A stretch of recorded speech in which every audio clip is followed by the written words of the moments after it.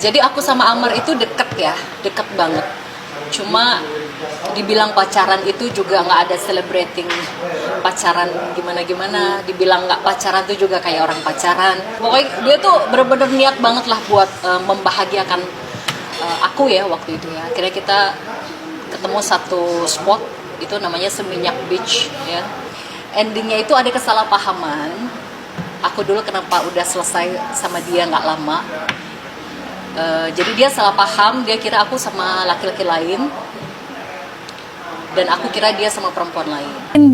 Dia memang salah penyalahguna narkotika. Dia sakit, jadi harus diobatin. Tempatnya bukan di situ, tapi di rehab. Tapi setelah di rehab, harusnya keluarga itu mensupport dia. Makanya kenapa setelah pulang lo harus sama gue 24 jam, lo harus sama gue dulu sementara gitu. Terserah, abis itu kalau bisa handphone tuh harus nggak usah pakai handphone, karena dia akan diincar lagi sama para bandar. Apa yang buat Kalau mau bayar ya bayar berapa gitu, bilang sama gue bayar berapa. Kemarin polisi minta duit 300 juta, gue temuin, gak mau ditemuin sama gue, kan bingung. Akhirnya nggak ditemuin, kasusnya dinaikin.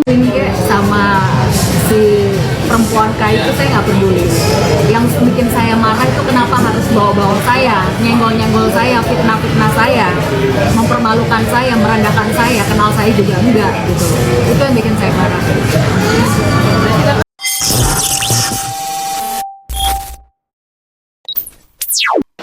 Dulu pertama kali kenal Amar itu waktu aku wawancara ini ya, program infotainment yang setajam-tajam itu. Itu pertama kali aku ketemu sama dia di situ. Jadi waktu itu aku gerebek dia di kamar tidurnya bareng sama kru. Kita kasih surprise ke dia karena aku waktu itu jadi hostnya atau presenternya yang setajam itu. Ya udah, pandangan pertama di situ. Tahun 2012 ya kurang lebih ya. Sebelum dia pacaran sama Ranti itu udah lama banget. Tapi sempat punya hubungan khusus kah atau gimana sih, Kak, boleh diceritain? Ya, jadi aku sama Amar itu deket ya, deket banget. Cuma dibilang pacaran itu juga nggak ada celebrating pacaran gimana-gimana. Dibilang nggak pacaran itu juga kayak orang pacaran. Intinya deket banget, dia ramah, dia baik banget sama aku, dia care banget. Hanya memang hubungan kita singkat ya, hubungan kita nggak lama. Jadi waktu itu aku sempat ditelepon sama dia, yang paling aku inget itu ya. Kalau telepon-teleponan sih sering dulu, WhatsApp, chattingan, ketemu, itu beberapa kali. Tapi yang paling aku inget itu waktu aku lagi sedih, lagi suntuk, itu dia sempat ngajak liburan rame-rame ke Bali. Aku nolak karena ke Bali kan mahal ya, tiket pesawat. Aku nggak mau sendiri, aku mau sama asisten. Dia baik banget, dia ramah banget. Jadi semua biaya tiket pesawat dari dia, akomodasi dari dia, penginapan semua dari dia. Akhirnya ya aku berangkat sama asistenku perempuan ya. Aku nggak mau, walaupun kita udah kayak orang pacaran, tapi aku nggak pernah mau berduaan ya, karena waktu itu aku udah hijrah ya, udah mulai pakai hijab. Jadi kita ketemu di Bali, akhirnya kita jalan-jalan. Itu dia ngelihat wajahku tuh kok kayaknya sedih gitu. Aku baru divorce kan, kayaknya sedih, ada masalah apa. Dia langsung berinisiatif buat ngehibur gitu. Kamu mau jalan-jalan kemana? Nggak tahu. Jalan-jalan kemana, langsung tuh supirnya disuruh muter ke sini ke situ. Pokoknya dia tuh bener-bener niat banget lah buat membahagiakan aku ya waktu itu ya. Akhirnya kita ketemu satu spot, itu namanya Seminyak Beach ya, dimana di situ aku pengen ada lampu banyak karena aku lagi penat kan. Aku pengen banyak lampu, kita makan rame-rame di situ sampai malam buka. Akhirnya dia nemu tempat itu Seminyak Beach, itu dia effort banget nyariin, bentar bukan di sini, nggak bagus ini. Zeda, kamu pengen tempat yang kayak gimana, bla bla bla segala macam. Aku pengen tempat yang rame, banyak lampu, kita bisa lihat pantai sampai malam di situ. Udah, dia effort banget. Ya udah, akhirnya kita ketemu di situ, ngobrol-ngobrol dari hati ke hati ya, sebatas itu. Sampai endingnya itu ada kesalahpahaman. Aku dulu kenapa udah selesai sama dia nggak lama. Jadi dia salah paham, dia kira aku sama laki-laki lain dan aku kira dia sama perempuan lain. Waktu itu dia sempat mempertanyakan itu laki-laki siapa. Oh, itu ayah anakku. Aku belum sempat ngejelasin aku udah divorce segala macam. Dia sepertinya udah apa ya? Udah kayak nggak mau menerima alasan. Dan aku juga balik mempertanyakan, kamu sama RM ya, sama Ranti ya? Kamu sama Ranti pacaran? Kalau pacaran bilang aja nggak apa-apa. Enggak, cuma gimmick. Dulu bilangnya gitu, cuma gimmick kok, bla bla bla segala macam. Pacaran juga nggak apa-apa, bilang aja jujur. Nggak jujur gitu, bilangnya cuma gimmick. Akhirnya ya udahlah, aku malas debat, akhirnya aku blok WhatsAppnya. Udah semenjak itu aku lihat, oh ternyata benar pacaran sama Ranti. Ya udah, sampai di situ aja hubungan kita. Tapi aku butuh ini ya, aku butuh surat ini, surat nikah. Hah? Cukup satu hubungan. Kamu mau nikah sama dia? Dok, tadi di sidang kenapa malu-malu? Dok, pas Amar bilang begini, bukan malu-malu, shock. Ngapain dia tiba-tiba ngomong minta buku nikah, kawin aja belum, buku nikah ribet, gimana mau ijab kabul secara online? Gak bisa. Jadi aku kan gitu, bukan sebenarnya aku terus ketawa. Emang kelakuan dia gitu, random tuh si Daddy Dut.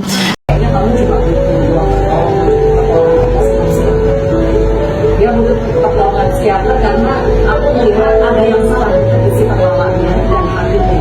Harus ditangani secara serius sih kalau aku lihat. Karena dia sudah matang jatuh. Kalau mau bayar ya bayar berapa gitu, bilang sama gue bayar berapa. Kemarin polisi minta duit 300 juta, gue temuin, gak mau ditemuin sama gue. Kan bingung, akhirnya gak ditemuin, kasusnya dinaikin. Sekarang maunya apa? Mau bayar ya udah bayar, berapa bayarnya? Dia memfitnah saya, manggil-manggil wartawan, ngundang-undang wartawan, itu jelas 1000% fitnah. Yang kedua, dia fitnah saya nggak bayar wartawan, itu juga fitnah. Ngapain saya bayar wartawan, ngapain? Terus yang ketiga, dia fitnah wartawan minta-minta duit ke pengacaranya si Amar gitu, Bang John itu. Ya kan? Jadi dalam 3 poin ini atau 2 poin utama itu tadi, dia tidak hanya memfitnah saya, tidak hanya merendahkan marwah martabat saya sebagai perempuan, tapi dia juga merendahkan profesi wartawan. Karena dia di situ menyebut dengan jelas, ya main keroyokan sama temennya kan, wartawan minta-minta duit tanpa menyebutkan nama oknum. Harusnya kan pakai oknum wartawan gitu. Itu kan sudah tidak hanya mencemarkan nama baik saya, tapi juga merendahkan profesi wartawan gitu. Dan itu adalah 2 poin dugaan fitnah yang saya tangkap. Dia masih menggiring opini publik bahwa di mana saya itu mengejar-ngejar Amar dan ditolak mentah-mentah oleh Amar. Ini kan luar biasa fitnahnya gitu. Kenapa sih dia menggiring opini publik seperti ini? Karena di situ di komennya netizen kan nyebut nama saya semua, Zeda Salim nggak tahu malu, ditolak segala macam. Padahal fakta yang terjadi sebaliknya, saya yang nolak dia gitu. Kok jadi saya yang difitnah, ngejar-ngejar dan ditolak? Yang ngejar-ngejar siapa dan yang menolak siapa? Jelas-jelas yang menolak saya gitu. Cuman maksud saya gini loh Kak Ros, saya tuh nggak ada masalah dia mau pacaran kek, mau kawin kek, mau honeymoon sama itu laki, saya nggak peduli. Yang penting tuh jangan fitnah saya. Ngapain kamu nyenggol-nyenggol saya gitu loh. Kalau kamu cemburu, kamu sakit hati, ada kedengkian di hatinya, ngomong tabayun sama saya baik-baik. Ngapain keluar-keluar di media sosial gitu. Tapi teman-temannya tuh banyak yang menghubungi saya, yang memang mencoba untuk menenangkan saya gitu. Mbak, emang mulutnya kayak gitu dari dulu jahat banget gitu. Jadi teman-temannya tuh bukan malah ngebelain dia, malah ngebuka aibnya dia semua. Tapi sampai detik ini juga saya nggak ngebuka aibnya dia ya. Dan yang saya lucunya, dia berlindung di balik nama Om John. Om John, saya langsung tegur Om John lewat telepon. Om John, apa benar Om John ngomong kayak gini? Apalagi Om John dibilang wartawan minta-minta duit ke Om John segala macam. Bang John intinya di situ tidak ada pengakuan berkata seperti itu. Dia fokus dengan profesinya sebagai PH. Udah, intinya that's it, clear, itu fitnah. Ya karena apa alasannya Dr. Camelia mencintai dan selain dia memang salah penyalahgunaan narkotika. Dia sakit, jadi harus diobatin. Tempatnya bukan di situ, tapi direhab. Tapi setelah direhab, harusnya keluarga itu mensupport dia untuk menjauhi lingkungan atau apa yang saya tadi bilang. Satu, kalau nggak dari diri sendiri percuma saya ngasih support. Kalau dia dari diri sendiri nggak ada, nggak akan terjadi juga, dok. Gitu. berteman dengan penjual minyak wangi. Nah, kamu jadi- dapat wanginya. Nah, makanya kenapa aku bilang ini orang sebenarnya baik gitu. Tapi kenapa dia jatuh lagi? Ya itu karena mungkin Lingkungan. dua faktor itu yang nggak ada, support dari keluarga terdekat dan lingkungan. Makanya kenapa setelah pulang lo harus sama gue 24 jam, lo harus sama gue dulu sementara gitu. Terserah abis itu kalau bisa handphone tuh harus nggak usah pakai handphone karena dia akan diincar lagi sama para bandar. Apa yang buat Dokter Camelia sayang banget dengan dia? Beliau katanya nggak ada duit lagi ya. Di penjara juga penuh dengan masalah. Kenapa? Amar Zoni itu ganteng, Dok. Gimana Bukan. sih, Dok? Dia- Gimana sih? Saya pengen itu keluar dari mulut dia, Pak Ustadz, bukan dari Enggak kok, Mas. Titip sama anak gini. Belum waktunya kan, aku belum jadi siapa-siapa pelamar. Aku juga harus tahu diri, harus tahu batasan gitu. Tapi kalau pantau dari medsos kan kita bisa kalau mereka sehat apa segala macam gitu. Jadi hanya untuk sebatas itu dulu dah. Kalau untuk deket nantilah aku tahu aku ini perempuan tahu diri. Jadi belum apa sih?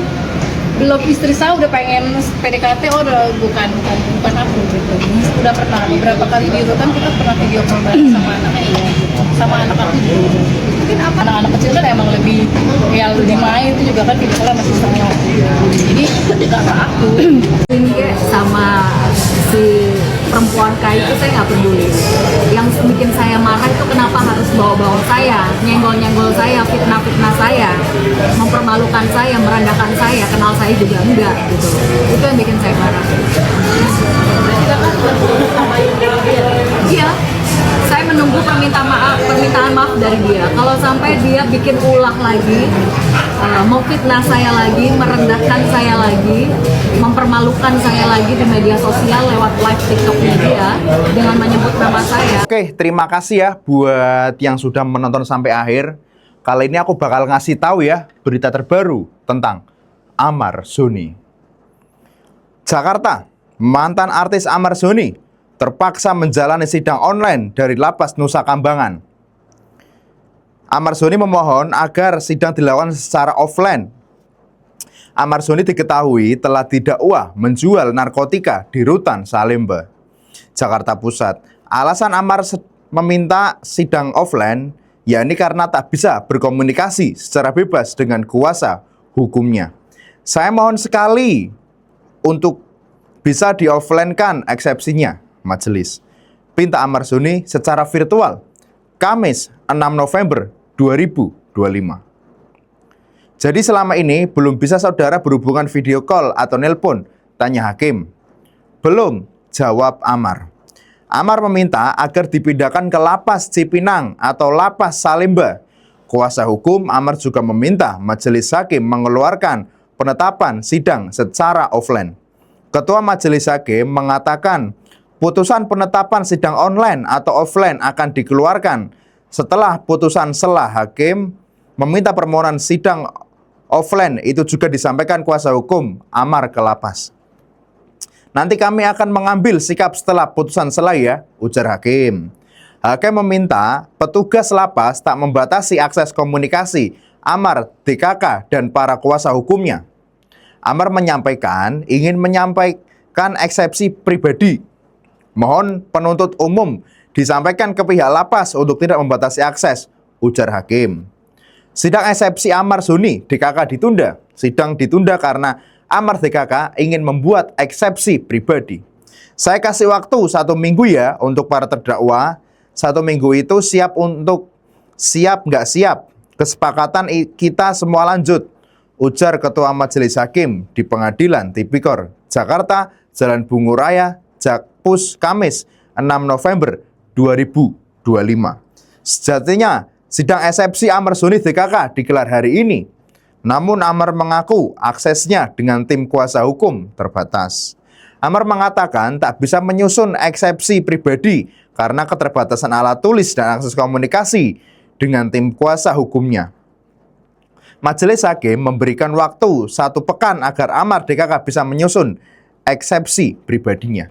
Saya mohon sekali lagi untuk bisa di-offline-kan eksepsinya, majelis, ujar Umar. Amar meminta agar dihadirkan secara langsung dalam persidangan dan dipindahkan ke Lapas Cipinang atau Lapas Salemba. Majelis hakim memerintahkan jaksa penuntut umum JPU tidak membatasi akses Amar DKK dengan para tim kuasa hukumnya. Jadi bagaimana menurut kalian semua? Apakah berita tersebut sesuai dengan fakta yang terjadi? Tulis di kolom komentar.